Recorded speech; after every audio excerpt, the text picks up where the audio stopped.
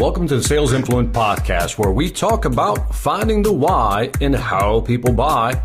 I'm your host, Victor Antonio, and today I want to talk about that one statement, that one comment that customers make at the end of your presentation that you hate to hear. And the words are, let me think about it. Oh, don't you just hate that? Don't you just hate that when you do a presentation, you think you've done everything right, you're ready to make the close, and the customer says, let me think about it. So what's going on? Why does the customer say, let me think about it? Well, there's several reasons the customer may want to say, let me think about it. And what I've seen salespeople do is when they hear that, the automatic response, the knee-jerk reaction is to say something like this. Okay, Mr. Customer, I know you need to think about it. When would be a good time to get back to you? In other words, when would be a good time for us to meet again? And sure enough, I want you to understand that once the customer walks out the door, the chances of them buying from you have gone dramatically down. And I'm emphasizing the word dramatically down. If a customer walks out of that room, the chances of you closing that deal have just gone down. So we don't want the customer to walk out of the room, because when they say, let me think about it, do you think they're really going to think about it? I don't think so. I think some people, maybe a small percentage will, but the majority of customers will walk out of there and not give it much thought. Given today's busy schedule, everybody's going to be running around. As soon as they walk out of the meeting, just like a goldfish with 8 seconds of memory, they're going to be on to something else. They're going to totally forget about what you just said in that room. It's going to become a low priority. Now, how do I know this? Well, Ebbinghaus did an interesting memory curve study. Now, listen carefully to these numbers. So if you're driving, listen to this later again and write these numbers down. But if you're in front of a desk, get a pen, get a piece of paper, you're going to want to write this down. Ebbinghaus did a study when it came to memory. And here's what he discovered. I'm giving you the summary of the whole study. Basically, he said that within 24 hours, people will forget 75% of what you just said. Let me say it again, because I really want this to impact you. Within 24 hours, most people will forget 75% of what you just said. That means if the customer says, get back to me tomorrow, by the 24-hour mark, they've already forgotten 75% of what you've told them. Even worse, Ebbinghaus also concluded that within 30 days, customers will forget 90% of what you said. Within 30 days, they'll forget 90% of what you said. And the 10% they're able to recall, 50% of that is incorrect. So in essence, they will only retain 5% of the information accurately that you delivered. So when somebody walks out of the room telling you that they're going to think about it, guess what? They're not going to think about it that much. They're going to move on to something else. So if you let the customer walk out, you can almost kiss that sale goodbye because they're not going to really think about it. Now, so what do? The customer says to you, what do you think about it? Most people, again, will respond as follows. It's almost like a knee-jerk, Pavlovian dog type of reaction. Customer says, let me think about it. And you typically say as a salesperson, Mr. Customer, I understand that you'll probably need to think about this. When can I get back to you? And then now you're going to try to reschedule something, and you know what's going to happen. They say, well, get back to us in a week. Well, in the week, they've already forgotten 75% of what you've just said. And then trying to reschedule the meeting is going to be a nightmare, right? By the way, just a note, you should always try to reschedule the next meeting at the end of that first meeting. Keep that always in mind. Always reschedule the next meeting at the end of that current meeting. But putting that aside, I want you to close the deal there because, again, it'll dramatically go down your chances of closing it if you don't close them at that moment. So what do you say? Instead of saying, oh, Mr. Customer, well, let's get back together again. Let's have another meeting. I understand that you have to think about it. Don't say any of that. Here's what I want you to say. Here's what I want you to record and put in your head. And again, use your own words. I'm going to give you my words. Use your own words. When the customer says, let me think about it, I want you to say in the nicest way, but still very firm and aggressive, say something like this. Mr. Customer, when someone tells me they need to think about it, it either means one of two things. It either means that they're not interested or they're interested but not sure. Which one is it? Oh, isn't that good? Because now I gave the customer an option. They have to tell me, are they interested? And if they're not, then let me know. So let me say it again.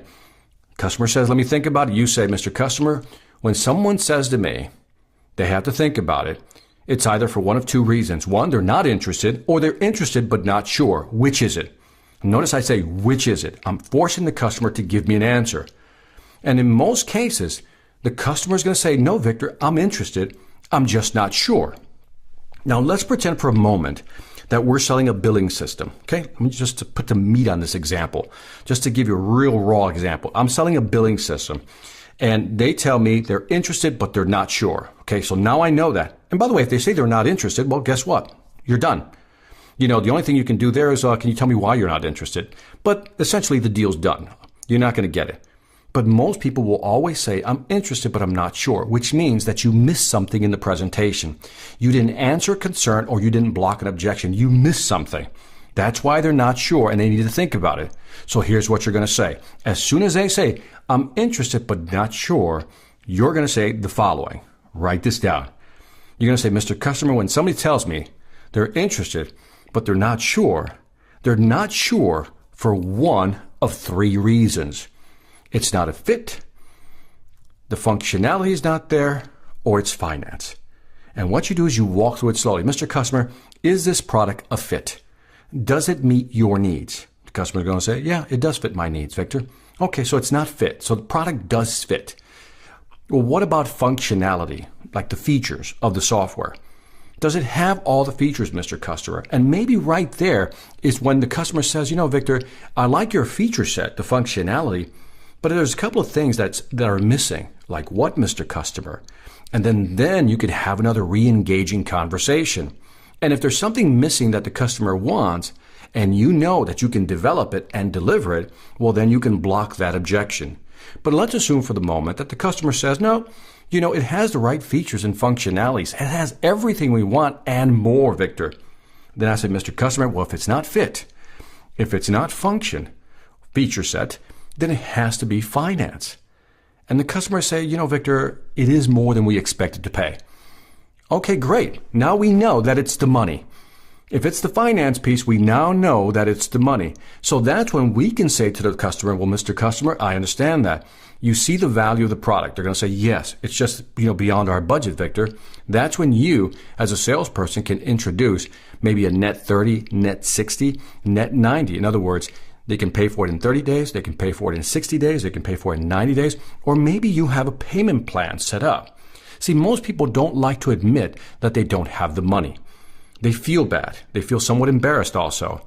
But by framing it this way, it's a more clever way of getting to the answer of why they need to think about it. So let me repeat this again, because this is important. If you use this, you're going to close more deals. Customer says, let me think about it. You respond with, Mr. Customer, when someone says they need to think about it, they're telling me that for one of two reasons. The first one is that they're not interested. The other is that they're interested but not sure. Which is it? Customer responds, I'm interested, I'm just not sure, Victor. Okay, Mr. Customer, when someone says they're not sure, it's for one of three reasons that they're not making a buying decision. The first one is fit. Does this product fit? Have that discussion with the customer. If it's a fit, great. The second reason, Mr. Customer, is typically functionality, features. Does this product have the features, the functionality you need? Then you have that discussion. So if you can resolve the fit, if you can resolve the functionality, in other words, you have all the features or you can implement them very quickly, then Mr. Customer, if it's not fit, if it's not function, it has to be finance. And that's when you can have the money discussion. Get the idea of what I'm doing here? It's very simple. I am funneling the customer into making decision. Let me think about it. Two options. Interested, not interested. I'm interested but not sure, Victor. Great.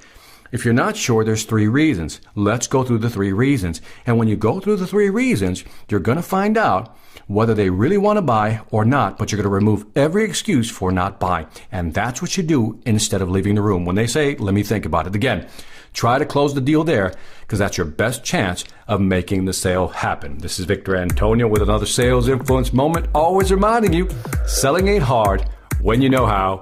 Take care.